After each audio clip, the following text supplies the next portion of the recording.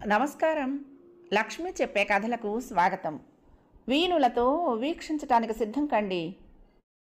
ప్రియ సఖులు, ఇప్పుడు మనం ప్రముఖ రచయిత్రి శ్రీమతి ఆరికపూడి కోడూరి కౌసల్యాదేవి గారు రచించిన భాగ్యచక్రం ధారావాహిక నుండి 3వ భాగం వినేద్దామండి. ఆగండి! శ్రీలక్ష్మి కంఠం కంచు గంటలా మోగింది. అందరూ ఆశ్చర్యంతో అటు చూశారు. మా గురించి మంచన మీకు నిష్ఠూరాలొద్దు. మీకు మాపై అభిమానం ఉంది, అంతే చాలు.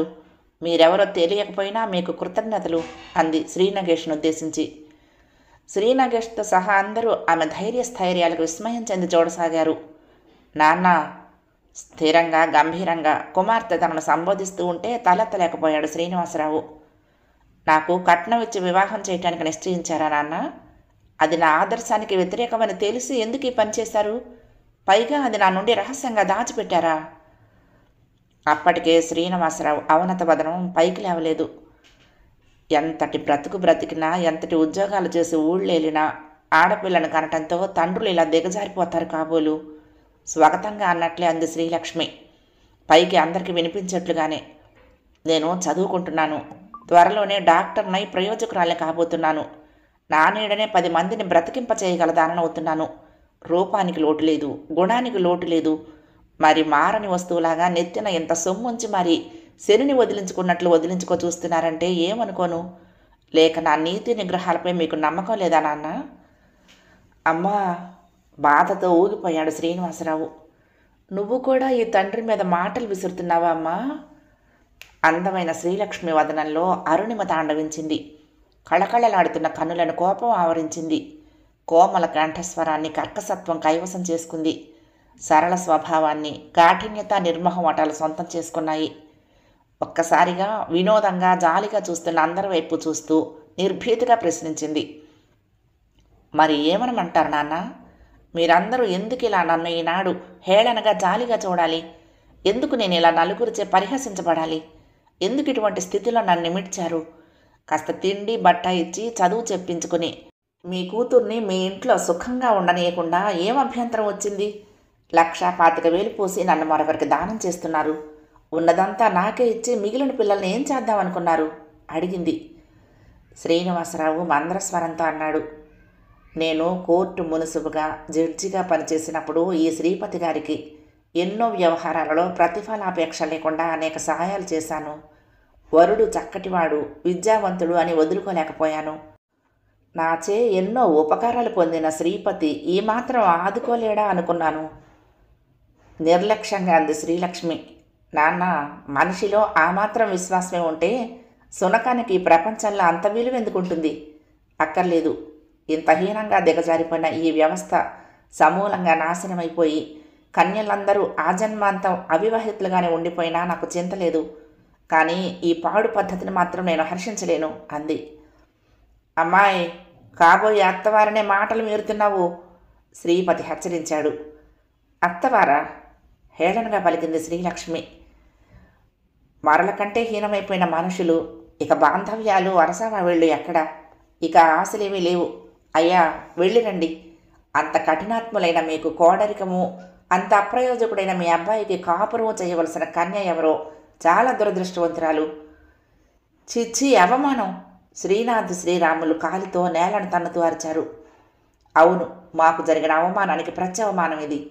మా నాన్నగారు పెళ్లి చేయటానికి, మీరు చేసుకోవటానికి నేనేమి బొమ్మను కాను.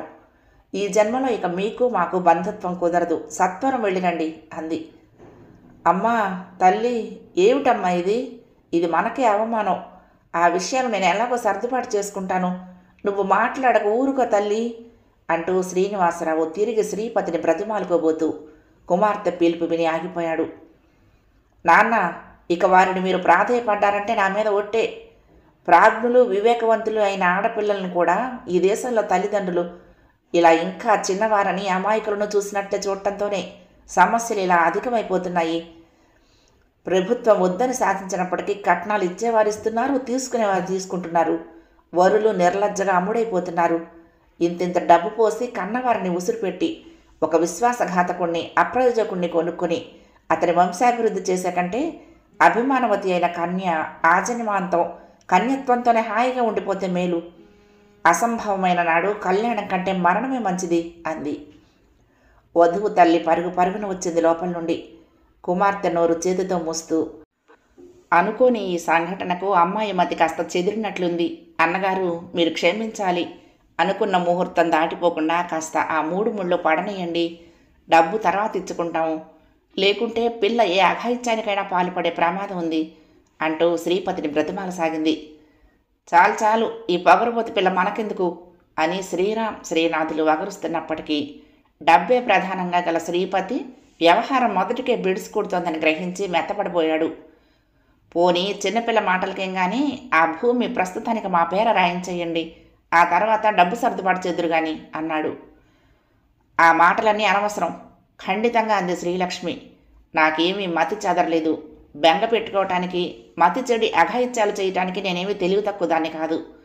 ఎవరో కటిక వాళ్ల కోసం కన్నవారి కడుపులో కార్చిచ్చు పెట్టను. మీరంతా నిశ్చింతగా ఉండండి. అమ్మా, నేనేమీ తొందరపడను. కానీ మీపై మాత్రం ఇక నా వివాహ బాధ్యత లేదు. కులం, మతం, ధనం పట్టుకు వేళ్లాడకుండా ప్రాజ్ఞత వచ్చినా పసిదానికి మళ్ళీ తల్లిదండ్రులపై బాధ్యత మోపకుండా ప్రతి కన్య తన వరుణ్ణి తానే ఎంచుకుంటే డబ్బును పిండే ఈ రాబందులందరి రోగం అణిగిపోతుంది.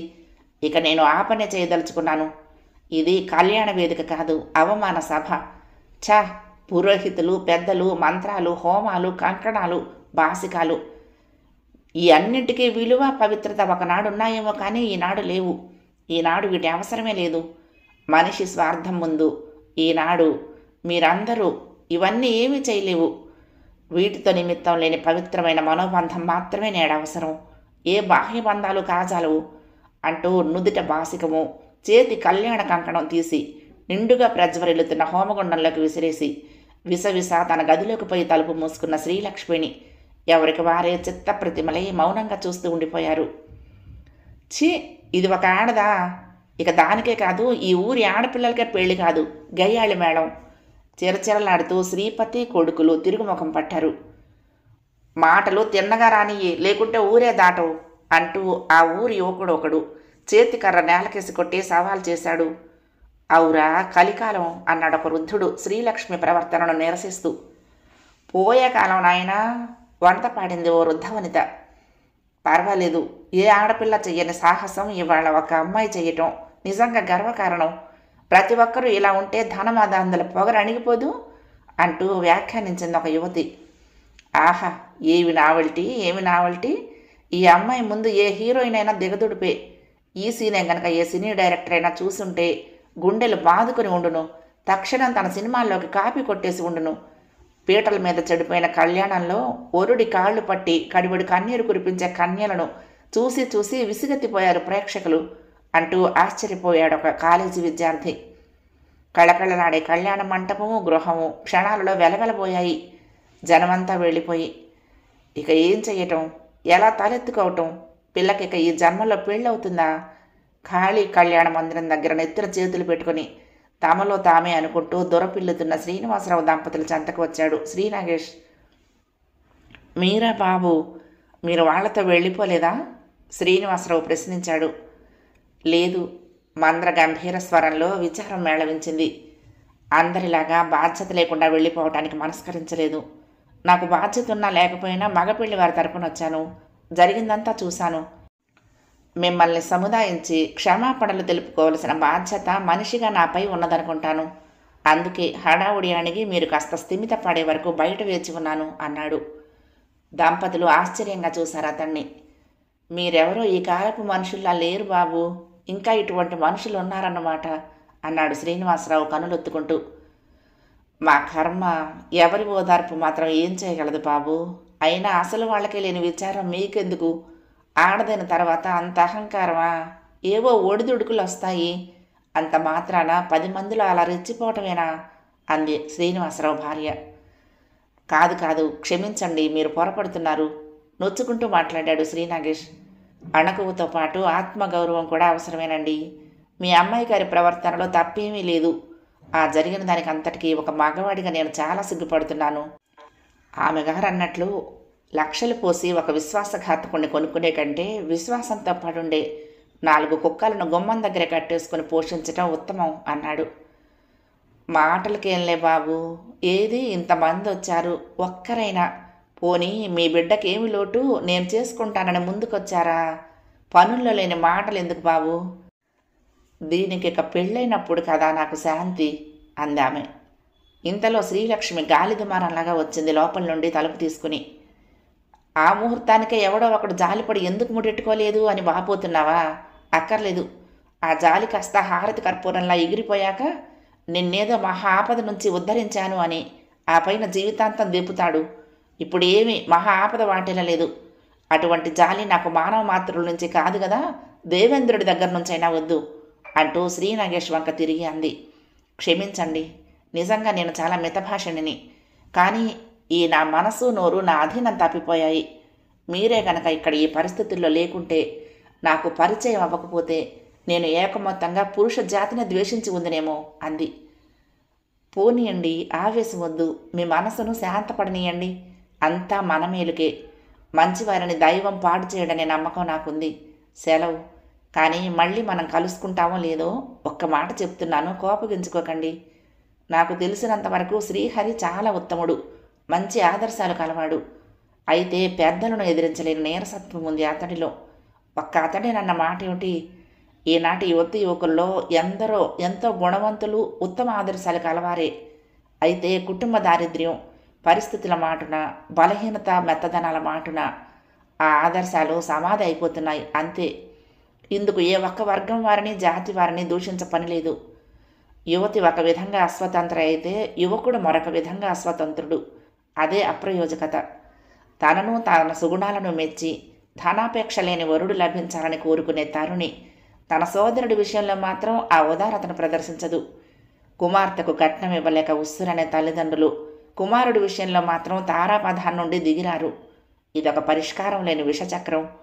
నా ఉద్దేశంలో యువతి యువకులు మాత్రమే ఈ విషచక్ర భ్రమణాన్ని విరుగుడు పోసి ఆపు చేయగలరు అన్నాడు. నిజమేనండి, ఆలోచనపూర్వకంగా తల పంకించింది శ్రీలక్ష్మి. అందువల్ల నేను చెప్పే ఒక మాట ఏమిటంటే, ఒకవేళ శ్రీహరి తన తండ్రిని లెక్క చేయకుండా ధైర్యంగా మనిషిలా రావటం అంటూ సంభవిస్తే మీరు ధృవీకరించకండి. అతడు రక్తబంధనాలను తెంచుకోలేకున్నాడే కానీ భోగభాగ్యాల కోసం తాపత్రయపడడు. అతడి మనసు మార్చటానికి, ధైర్యస్థైర్యాలు కలగచేయటానికి నేను కూడా ప్రయత్నిస్తాను. నాకు అతడు చాలా కావలసిన బంధువు, ఉత్తమ గుణాలు కలవాడు. ఇంకొక విధంగా మీరు ఆత్మీయులే అయ్యారు. మీ పూర్వ గుణాలను నిజంగా ఎవరైనా మెచ్చవలసిందే. మరి సెలవు అంటూ బయలుదేరాడు. పన్నీటి జల్లు వంటి అతడి వాక్ చతురతకు ముగ్ధులై మూగవై నిలబడ్డారు శ్రోతలు. శ్రీ నగేష్ కనుమరుగయ్యాడు. అదేమిటి నాయన, పెళ్లికి వెళ్ళిన వాడివి అప్పుడే వచ్చేశావు, 2 రోజులు ఉంటానన్నావు? శ్రీదేవి ఆశ్చర్యంగా ప్రశ్నించింది కుమారుణ్ణి. శ్రీ నగేష్ పరధ్యానంగా అయిష్టంగా జవాబు చెప్పాడు. పెళ్లి జరగలేదమ్మా అంటూ. ఏమిటి? ఆశ్చర్యంగా అన్న శ్రీదేవి తేరుకోవటానికి 5 నిమిషాలు పట్టింది. ఏమైంది? ముహూర్తం ఏ కారణంగానైనా మారిందా? నెట్టూర్చాడు. ముహూర్తం మారటం కాదమ్మా, మనుషుల మనసులే మారిపోయాయి. ఈ దెబ్బతో పరువు గౌరవాలే మంట కలిసిపోయాయి. ఎంత డబ్బుంటే మాత్రం ఎందుకు, నలుగురిలో పలచనైపోయినప్పుడు కట్నం సమకూరలేదని పీటల మీద పెళ్లి కాళ్ళదండుకుపోయారు. చిచ్చి, ఆ మగపెళ్లి వారి తరపున బంధువుగా వెళ్ళినందుకు చాలా సిగ్గుపడుతున్నాను అన్నాడు. ఎంత దారుణంరా! చీ, మా అన్నయ్య ఇలా ప్రవర్తించాడా? డబ్బు కోసం ఆ ఆడపిల్ల బ్రతుకు బండలు చేశాడా? పాపం ఏ అఘాత్యానికైనా పాల్పడుతుందేమో ఆ పిల్ల అంది. లేదమ్మా, అదొక్కటే సంతోషకరమైన విషయం. ఆ అమ్మాయి చాలా ధైర్యస్తురాలు. చెప్పుతో కొట్టినట్టు మాట్లాడి పొమ్మంది. శ్రీదేవి కనుబొమ్మలు ముడివేసింది. ఆలోచనాపూర్వకంగా అడిగింది. పిల్ల రూపం ఎలాగుంది? అప్సరసలను తలదన్నుతుంది. మెడిసిన్ 2వ సంవత్సరం చదువుతుందట. అయితే మాత్రం డబ్బు పిచ్చిలో కళ్ళు కప్పుకుని పోయిన వాడికి ఆ యోగ్యతలన్నీ కనిపిస్తాయా అన్నాడు. ఆహా, నీరసనగా హేళనగా అంది శ్రీదేవి. వాళ్ళకి కళ్ళు కప్పుకుపోయాయి. పోనీ మరి ఆ పెళ్లికి వెళ్ళిన బలగమంతా తమ నేత్రాలను వివేకాన్ని ఏం చేశారు? చూస్తూ ఊరుకున్నారా? 4 తన్ని 3 ముళ్ళు వేయించలేకపోయారా? లేకుంటే నేను ప్రయోజకుణ్ణి అంటూ ముందుకొచ్చి ఎవరు ఆ అమ్మాయిని ఆ అవమానం నుంచి కాపాడి చేపట్టేవాడే లేకపోయాడా? ఛీ, ఎందుకొచ్చిన జన్మలు! ఆడదానికి ఎక్కడైతే గౌరవం లేదో అక్కడంతా అనర్థమే అందామె. నిరుత్తరుడై తలవాల్చి నిల్చున్నాడు శ్రీనాగేష్. శ్రీదేవి మధుర మంద్ర గంభీర స్వరంతో అంది, నేను అందరి పెద్దలకు మళ్ళీ అర్థం లేని అధికారాలు చెయ్యను, అలజడి లేవదీయను. ఈ విషయం నీకు ప్రత్యేకంగా వివరించనక్కర్లేదు. నాకు నీ ఆదర్శాలు తెలుసు. నీతో సరిగ్గా ప్రజాసేవ చేయగల డాక్టర్నే వివాహం చేసుకోవాలన్న నీ అభిలాష తెలుసు. కానీ ఒక్కొక్కప్పుడు ఆదర్శం కన్నా ఆపత్రక్షణ ప్రధానమవుతుంది. అందరిలో అవమానాల నుండి ఒక ఆడపడుచును తప్పించి మంచి పని చేశాను ఇదిగో అని నా కుమారుడు వెంట తెస్తే చాలా ఆనందించి ఉందును అంది. ఒక పేరవహాసం మెదిలింది శ్రీనాగేష్ పెదవులపై. ఈ లోకంలోని స్త్రీలందరూ నీ వంటి అమృతమూర్తులైతే ఇన్ని సమస్యలే లేవు. అయినా అమ్మ అమృతం అందించినా అందుకోలేని నా వంటి నిర్భాగ్యులు కొందరున్నారు అన్నాడు. అదేమిటి నాగేష్, నీ నోటి నుండి ఎన్నడూ వినని నీరసపు మాటలు వింటున్నాను.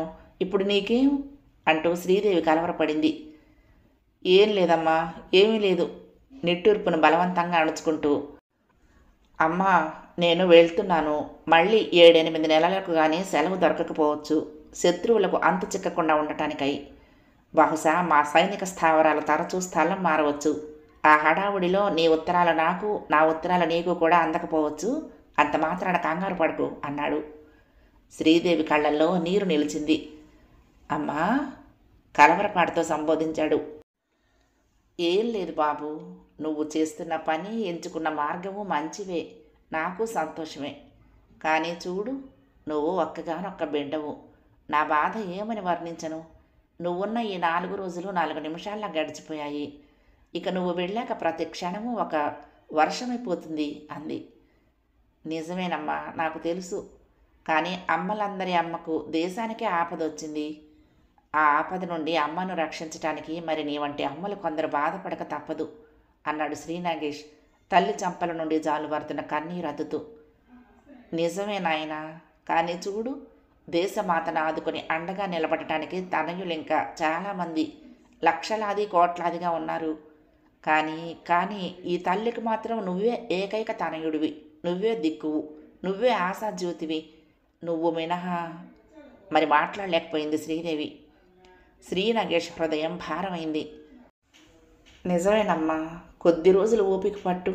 ఈ అత్యయిక స్థితి దాటితే నా వంటి వారు కొద్దిమంది తప్పుకున్నా భయం లేదు. తల్లులంతా తనయుల్ని నిండుగా ఆశీర్వదించి పంపితే దేశంపైకి వచ్చిన పెనుభూతం తక్షణం వెన్నిచ్చి పారిపోదు అంటూ తల్లి పాదాలను స్పృశించి నమస్కరించి భారంగా సాగిపోయాడు. వీధి గడప దాటుతూ చెప్పాడు. మామయ్యను నువ్వు ఒకసారి కబురంపి మందలించమ్మా. ఈ రభస జరిగాక ఇంక నేను వాళ్ళతో మాట్లాడలేదు. వాళ్ళ దారిని వాళ్ళు వెళ్ళిపోయారు, నా దారి నాదైంది అన్నాడు. కాలచక్రం పరుగులో 1 సంవత్సర కాలం కరిగిపోయింది. కాలపురుషుని లీలలు కడు వర్ణనాతీతమైన మార్పుల్ని కొని తెస్తాయి. ఒక అపరాహ్న వేళ శ్రీనాగేష్ తన స్వగృహంలో గదిలో ఆసీనుడై ఉన్నాడు. గవాక్షం నుండి తన ఆదర్శ ప్రతిబింబం భాగ్యచక్రం సందడి వెదజల్లుతూ కనిపిస్తున్నది. రోగుల తాలూకు జనం, నర్సులు అటూ ఇటూ తిరుగుతున్నారు. శ్రీనాగేష్ చేతిలో ఏదో పుస్తకం ఉన్నా ఆలోచన వల్లరి మాత్రం అలవి మారిన అల్లరి చేస్తూ ఎక్కడెక్కడో విహరిస్తున్నది. జీవితానికి అర్థం లేదు. ఎవరో మహావిజ్ఞాని వెలువరిచిన గొప్ప అభిప్రాయం, అనుభవైక వేద్య కఠోర సత్యం. యవ్వనారంభం నుండి డాక్టర్ శ్రీనాగేష్ మస్తిష్కంలో మెదులుతున్న ప్రధానమైన తర్క వితర్కాలివి అడుగడుగున తలెత్తి తిరిగి అణిచివేయబడుతున్నాయి. జీవితానికి అర్థమైన అనర్థమైన, వివేకంగానూ అవివేకంగానూ ఆపాదించుకుని సాగిపోయే వాళ్ళవే కానీ ఆరా తీసి నిశ్చితార్థం తెలుసుకోగల సమర్థులం కాదు అని సరిపెట్టుకుంటూ వచ్చాడు ఇంతవరకు. కానీ నేడు ఉదయం తిరిగి ఒక్కసారి గత పునశ్చరణ జరగటంతో అనవరతం తలెత్తబోయి అణిగిపోతున్న ఆ ప్రశ్నకు అవకాశం లభించిందన్నట్లు సగర్వంగా నిటారుగా నిలబడింది. గతం తలపోతల్లోకి రావటానికి కారణం ఉదయమే జయశ్రీ మనిషి చేత కబురు పెట్టింది. తాను తండ్రి శ్రీపతి వచ్చి ఆ పల్లెలోనే ఉన్నామని ఒకసారి వచ్చి చూసి పొమ్మని. తనలో తాను అసహాయుడై నీరసంగా నవ్వుకున్నాడు. పల్లె సేవకే అంకితమైపోవాలని భాగ్యచక్రాన్ని నిర్మించింది తాను. దేశమాత ఆర్ధనాదాలు వినగానే తక్షణం వెళ్ళిపోయాడు. కథన రంగంలో కడు విలువైన తమ ప్రాణాలను తృణప్రాయంగా అర్పించి వేసైన స్వతంత్ర భారత్ని ఉద్ధరింపబూనుకున్న దైవతుల్యులైన సేవకులకు సేవ చేసి శక్త్యానుసారం తల్లి భారతి రుణం తీర్చుకుని తరించుదామనుకున్నాడు. ఆశయం నెరవేరింది కూడా. ఈ పురాణ భూమి పుణ్యమో, వీరగడ్డ శౌర్యమో, తల్లి భారతి తపప్రభావమో, తల్లుల దీవెనో లేక తనయుల శౌర్యమో, తదితరుల ఐకమత్యమో, మొత్తం మీద ఆపద గడిచింది. శత్రువు ఒట్టి చేతులతో వెనుతిరిగాడు. దేశానికి అత్యయిక స్థితి తగ్గింది. శ్రీ నంగేష్ మదిలో తృప్తితో పాటు అనేక అనుభవాలు కూడా చెరగని ముద్రలుగా జీవితంలో నిలిచిపోయాయి. దేశానికి ఆపద అవసరం గడిచిపోయాయి కనుక అతడు తిరిగి తన ఆదర్శ జీవితాన్ని కొనసాగించడానికై పల్లెకు చేరుకున్నాడు. తనయుని క్షేమాగమనానికి తల్లి శ్రీదేవి అమితానందం చెందింది. తిరిగి ఇంట తల్లి పుత్రుల ప్రశాంత జీవనం ప్రారంభమైంది. భాగ్యచక్రం పల్లె జనులకు ఆరోగ్య భాగ్యాన్ని ప్రసాదించే నిలయమైంది. మధ్యాహ్నపు ఎండలో మహా ఠీవిగా కనపడుతున్న తన ఆసుపత్రి భవనాన్ని తేరిపార చూశాడు శ్రీ నాగేష్. సుమారు 2 సంవత్సరాలకు పూర్వమే ఈ భాగ్యచక్రం పల్లె ప్రజలకు ఆరోగ్య భాగ్య ప్రసాదం పంచిపెట్టవలసింది. కానీ పరిస్థితులు అనుకూలించలేదు. అంతకంటే అతి ముఖ్యమైన సేవకు తాను వెళ్ళిపోవడంతో 2 ఏళ్ళు ఆసుపత్రి నిరర్ధకంగానే ఉండిపోయింది. పల్లెలో ఉండలేక పారిపోయాడని 10 పకపకలాడారు. పల్లెలో ఆ భవనం అడవి కాచని వెన్నెలతో సమానమని పరిహసించారు. కానీ తిరిగి ఈనాడు తాను వచ్చి రోగుల సేవలో నిమగ్నం కావటంతో భాగ్యచక్రం రోగులతో కిటకిటలాడిపోతున్నది. ఆ పల్లెలో అతి సాహసంతో ఆసుపత్రిని నిర్మించటం, అందున ఆపరేషన్ థియేటర్ కూడా ఏర్పరచటం నిజంగా అతి ప్రశంసనీయం. దేశానికి నీ వంటి వారే నిజమైన పుత్రులు అంటూ ఆ పరిహసించిన వారే ఇప్పుడు తిరిగి అభినందన పరంపరలు కురిపిస్తున్నారు. అనుదినం అటువంటి అభినందన ప్రశంసాపూర్వక లేఖలు కనీసం 5-6కు తక్కువ ఉండవు. జీవితానికే కాదు అర్థం లేనిది, మనిషి స్వభావపు తీరుతెన్నులకు కూడా ఓ అర్థం అంటూ లేదు. మానవులు ఏ సమయంలో ఎలా ప్రవర్తిస్తారో, ఏం మాట్లాడతారో అనూహ్యం. ఎదురుగా డ్రాయర్పై పడి ఉన్న ఉత్తరాల గుట్టను చూస్తూ శ్రీ నాగేష్ ఆలోచన వాహినిలో కొట్టుకుపోతూ తల్లి ప్రవేశాన్ని కూడా గమనించలేదు. ఏమబ్బాయి, మళ్ళీ 4 అయితే ఆసుపత్రికి వెళ్ళిపోతావు. జై దగ్గరికి ఓసారి వెళ్ళి రాకూడదు, కబురు పంపించింది కదా అంది శ్రీదేవి. పరధ్యానంగానే ఊరుకున్నాడు శ్రీ నాగేష్. ఒకసారి కొడుకుని పరీక్షగా తిలకించి సానునయంగా అన్నదామే.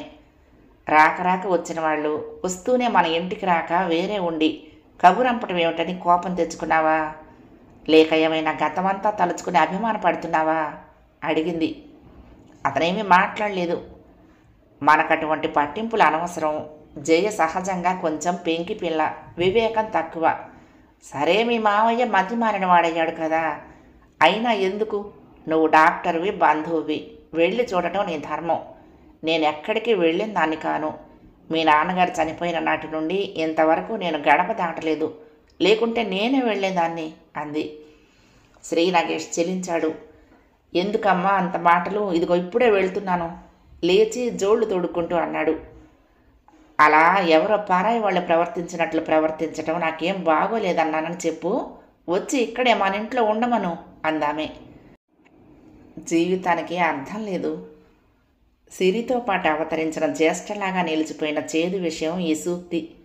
అయితే ఇది కొందరు దురదృష్టవంతులకు మాత్రమేనా? అందరికీ ఎప్పుడో ఒకప్పుడు గుర్తింపు కలిగేదేనా? డాక్టర్ బాబు వచ్చారు అమ్మాయి గారు అన్న పిలుపుతో ఆలోచనలతో సతమతమవుతున్న జయశ్రీ లేచింది. ఇప్పుడే వస్తున్నాను, హాల్లో కూర్చోబెట్టు అంది. శ్రీ నాగేష్, జయశ్రీలిద్దరూ కొలది నిమిషాలు మౌనంగా ఒకరినొకరు తిలకిస్తూ ఉండిపోయారు. ఉన్నట్లుండి జయశ్రీ అంది. ఆర్మీలో పనిచేసి వచ్చావని, చాలా అనుభవజ్ఞుడైన డాక్టర్గా పేరుకెక్కావని విన్నప్పుడు ఎందుకో నిన్ను బాగా ఎదిగిపోయిన వ్యక్తిగా అతి గంభీరంగా ఊహించబుద్దయింది. కానీ నువ్వేం మారలేదు బావా, అలాగే 25 ఏళ్ల సుందర యువకుడిగానే ఉన్నావు అంటూ నవ్వేసింది. అది కళాహీనంగా ఉండటం గమనించాడు శ్రీనాగేష్. శ్రీనాగేష్ పెదవులపై కనిపించి కనిపించని చిరుహాసం మెదిలి మాయమైంది. ఏంటి కబురు పెట్టావు? ఖాళీ కాఫీ కప్పు బలపై ఉంచుతూ ప్రశ్నించాడు. అదేమిటి బావా, మరీ అంత పరాయి వాళ్ళ అడుగుతున్నావు? మరి ఎలా అడగను? పరాయి వాళ్ళమని అనుకోకపోతే తిన్నగా మా ఇంటికే వద్దు కదా. కలకత్తాలోనో ఎక్కడో ఉన్నారని విన్నాను, ఇంత హఠాత్తుగా వచ్చారేంటి ఏ వార్త లేకుండా అన్నాడు. జయశ్రీ వదనం ఉదాసీనంగా విచారంగా మారిపోయింది. ఏ ముఖంతో రావాలి మీ ఇంటికి? ఇంత దారుణం జరిగిపోయినా నువ్వు కానీ అత్తయ్య కానీ ఒక్కసారైనా వచ్చి నన్ను పలకరించి ఓదార్చిన పాపాన పోలేదు. అక్కడికి సిగ్గు వదిలి అత్తయ్యకు ఉత్తరం రాశాను కూడా పరిస్థితులు వివరిస్తూ, నాకు సహాయంగా వచ్చి ఉండమని అర్థిస్తూ. రానని నిర్మోహమాటంగా రాసింది. ఈ ఏడాది నుండి తిరగని నగరము ఆసుపత్రి లేదనుకో, కానీ ఎక్కడా నాన్నకు మతిస్థిమితం లభించలేదు. ఒక్కొక్కసారి మరీ ఆవేశపడి నానా హంగామా చేస్తాడు. ఇక అటువంటి మనిషితో వచ్చి మీ ఇంట్లో ఉండటం ఎలాగా? అదీగాక అంత జరిగాక ఏడాదికి మనం తిరిగి ఈనాడేగా కలుసుకుంది అంది. నిట్టూర్చాడు. అటువంటి అభిమానాలు అభ్యంతరాలు పెట్టుకోకు జయ. అమ్మ సంగతి నీకు తెలియందే ఉంది. ఈ దేశంలో చాలామంది స్త్రీలకు భర్తతో గడిపిన జీవితమే గణనీయం. అతడితో నివసించిన గృహమే దేవాలయం, ఆ స్థలమే కైలాసం. అమ్మ అక్షరాల భారతనారి. ఆమె ఇక జీవితకాలంలో ఆ గడప దాటదని నా నమ్మకం. ఇక నా సంగతి అంటావా? నా బాధల్లో గొడవల్లో నేనున్నాను. నెల క్రితం నేను ఇక్కడికి వచ్చే వరకు నాకు ఈ సంగతే తెలియదు. అసలు మీ విషయాలు వివరంగా నాకు తెలియనే తెలియవు అన్నాడు. నీకు బాధలేమిటి బావా? జయశ్రీ ఆశ్చర్యపోయింది. పేలవ దరహాసంతో జవాబిచ్చాడు శ్రీనాగేష్. పోనీ ఏం లేదులే. ఇక ఇలా కష్టాలు మరణం చేసుకుంటే అయినట్లే.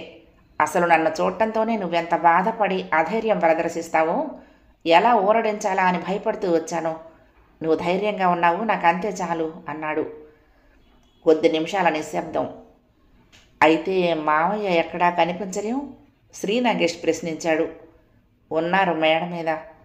అయితే అంతా వినే ఉంటావు. ఆయనకు ఇక కడసారిగా నీ వైద్యం చేయించాలని ఇక్కడికి తీసుకొచ్చాను. విషయమంతా నీకు తెలుసు కదా అంది. తల అడ్డుగా ఊపాడు శ్రీనాగేష్. ఊహు, నాకు తెలీదు. ఏదో విషయం కర్ణాకర్ణిగా వినక తప్పక వింటాను. అంతేకాని ఎవరి విషయాలు కూడా వారి పరోక్షంలో ఎవరు ఎంతటి ఆత్మీయులు చెప్పినా సరే నేను వినను. ఎవరి విషయం వారి ముఖతహగానే వినాలని నా సిద్ధాంతం. చెప్పిన మాటల్లో విమర్శ, దూషణలు, చిలవలు పలవలు తప్పనిసరిగా చేరతాయని నా ఉద్దేశం. అతని మొహంలోకి చూస్తూ ప్రశ్నించింది జయశ్రీ. నాన్న కేసు నువ్వు తీసుకుంటావా? ప్రశాంత పరిస్థితుల్లో, వాతావరణంలో తెలివైన మనస్తత్వ శాస్త్రజ్ఞుడైన వైద్యుడు బాగు చేయగల అవకాశం ఉన్నదనే నిర్ణయానికి వచ్చారు చాలామంది డాక్టర్లు. ఎవరి దగ్గరికి వెళ్ళటమా అని మదనపడ్డాను. ఇప్పటికీ పడుతున్నాను. సరే, నువ్వు ఆ మనస్తత్వం చదివిన వాడివే కదా. మెంటల్ డిసీజెస్ను సైకలాజికల్గా ట్రీట్ చేసి క్యూర్ చేయటంలో ట్రైనింగ్ అయ్యావు కదా. అందుకే ఇక నీ దగ్గరికి తీసుకొచ్చాను అంది. నీకున్న అభిమానానికి సంతోషమే, కానీ ఏమో నా వల్ల అవుతుందో కాదో ముందు నేను ఆయన్ని చూడాలి అన్నాడు. అయితే చూసే ముందు తప్పనిసరిగా కొన్ని విషయాలు వినాలి నువ్వు అంది శ్రీలక్ష్మి. తప్పకుండా, అది చాలా అవసరం కూడా. నీకు అభ్యంతరం లేనంత వరకు వీలైనంత వివరంగా చెప్పు అన్నాడు. ఆ రోజు మేమందరం తిరిగి వచ్చేస్తున్నాము. అంటే చిన్నన్నయ్య పెళ్లి చెడిపోయిన రోజున. నువ్వు అక్కడే ఉన్నావుగా, అంతా చూసావుగా. అవును. ఆ పెళ్లి జరిగినా బాగుండేదేమో, ఆ యాక్సిడెంట్ జరగకపోను. అయితే ఆ పెళ్లి చెడగొట్టుకుపోతున్నప్పుడే యాక్సిడెంట్ జరిగిందా అడిగాడు. అవును. ఆ పిశాచాలు ఎక్కడ దాపురించారో మా ప్రాణానికి. అసలు ఈ పెళ్లి ప్రస్తావన జరగకుండా మా కుటుంబం ఎప్పటిలా సుఖంగా ఉండునేమో అంది. శ్రీనగేష్ మాట్లాడలేదు. ఇంకా పైన ఆమె చెప్పే విషయాల కోసం ఎదురు చూస్తున్నాడు. నేను, అమ్మ, నాన్నగారు ఒక కారులో, అన్నయ్యలు, వదినలు ఒక కారులో వెళ్తున్నాము. ఇంకా ఎదరు చుట్టాలు, స్నేహితులు ఉన్న బస్సులు, కార్లు వెళ్తున్నాయి. వరుసగా సాగిపోతున్న కారుల్లో హఠాత్తుగా డ్రైవర్కు ఏం దుర్బుద్ధి పుట్టిందో స్పీడుగా ఎదురువాటిని దాటిపోవాలన్న ప్రయత్నంలో వరుసలో నుంచి యువతలకొచ్చి ఎదురువాటిని అన్నింటినీ దాటుకుపోసాగాడు.